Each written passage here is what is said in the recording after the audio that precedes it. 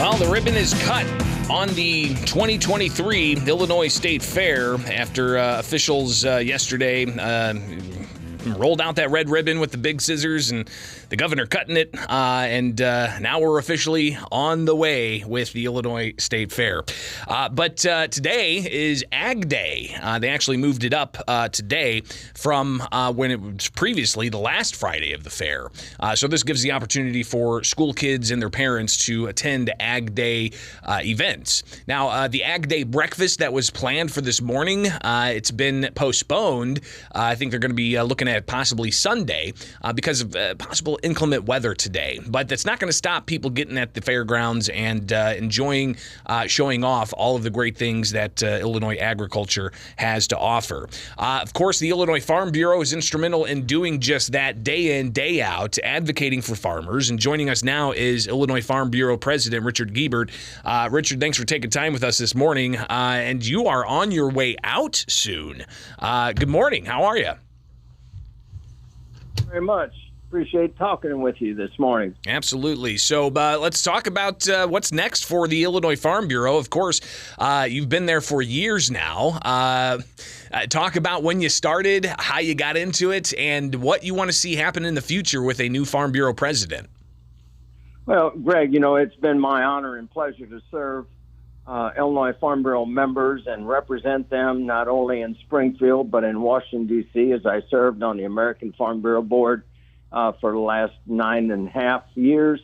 Been a great experience, and who'd have thought a farm kid from southwestern Illinois lives in farms in the river bottoms ever had an opportunity or to serve Illinois agriculture. But I'm very pleased, and it's been an experience of a lifetime. The people I've met, the acquaintances, and the travels has just been a pleasure of mine to serve Illinois and American agriculture. So when it comes to who will be the next Farm Bureau president, walk us through those steps. Is that like a board's going to decide that? Is there going to be a vote? And what do you think the qualities necessary for the next president should be? Well, the candidates have announced for president and vice president, and they are in full campaign mode, you might say. This time of the year, traveling to state fairs and to district meetings, county board meetings, explaining and telling their story and what they like to see and what they're going to do if they're fortunate enough to be elected. And then this will go on until our annual meeting in Chicago, the first weekend in December, and the delegates will decide at that point in time on Monday afternoon or Tuesday morning, depending on how the policy development process or session goes, and they'll decide who the next president and vice president will be.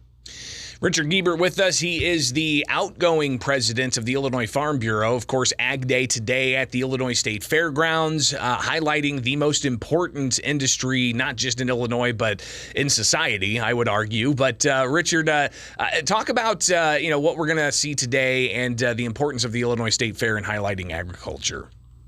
Well, this is always a big day, a great day, at the fairgrounds. With Ag Day being moved to Friday, like today is all the junior shows are taking place here today. The showmanship contest will be later this evening, and it's just unfortunate that the weather is the way it's going to be. And I applaud the director for calling or canceling the breakfast this morning. You never want to put anyone in danger. But we'll get through it. A few years ago, we had a torrential rainstorm that was a disaster. And fortunately, no one was injured that evening. But we'll deal with it. Agriculture and farmers are used to dealing with, That's right. with weather events on the fly, and you take it one day at a time and you do the best that you can and move on. and that's what we do. Yeah, no question. I mean, whether it rains or it doesn't, or if there's tornadoes or straight line winds, farmers are out there making sure that the food they're growing for us is still on its way and healthy. Richard Guebert with us from the Illinois Farm Bureau. Richard, obviously the Farm Bureau is not just about highlighting all the great things that agriculture does. You guys also advocate for farmers, both at the Illinois State House and in Washington, D.C. Talk about why it's so important that they get policies right, either be with the Farm Bill or with the infrastructure and the supply chains and trucking regulations. I mean, there are so many things that impact farmers. Why is it so important that policymakers get it right? Well, it all starts, Greg, at the local grassroots level, at the county, where our members sit down and if they got challenges or issues, they put a policy together and run it through our policy development process, and it ends up in our policy book, and we carry it to the American Farm Bureau. Whether it has to deal with the upcoming Farm Bill that is being discussed right as we speak here in this month, and our legislators are writing that, and our waters of the U.S. regulations on any other type of crop protectants, or you name it, we usually have policy on it, and we talk to our legislators both in Springfield and Washington, D.C., of how that piece of legislation will or will not impact us.